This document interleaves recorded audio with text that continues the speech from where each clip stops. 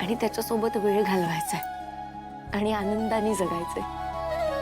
पण त्याआधी त्याच्या तोंडून बाबा हा शब्द ऐकायचा आहे मला. तोपर्यंत माझ्या मनातला अपराधपणा जाणार नाहीये, संपणार नाहीये ग तायडी. त्याच्यासोबत वेळ घालवायचा सोड ग.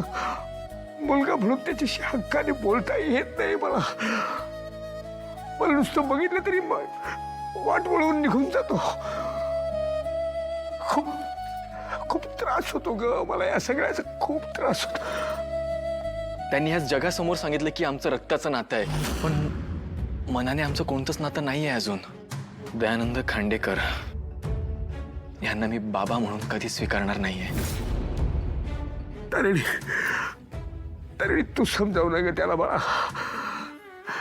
त्याला म्हणून त्याच्या बापाला फक्त एक संधी दे, एकदा माफ कर म्हणावं त्याला.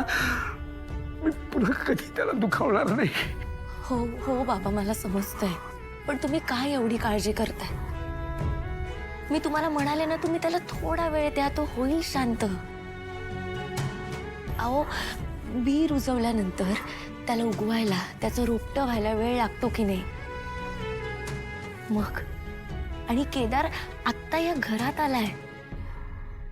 थोडा वेळ द्या, हळूहळू सगळं नीट होईल.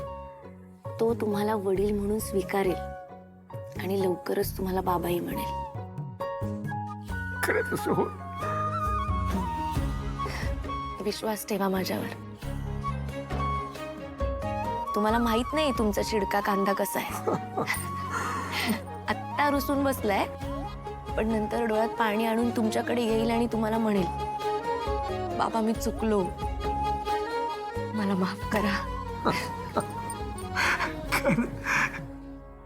खरं तसं होईल ना ग.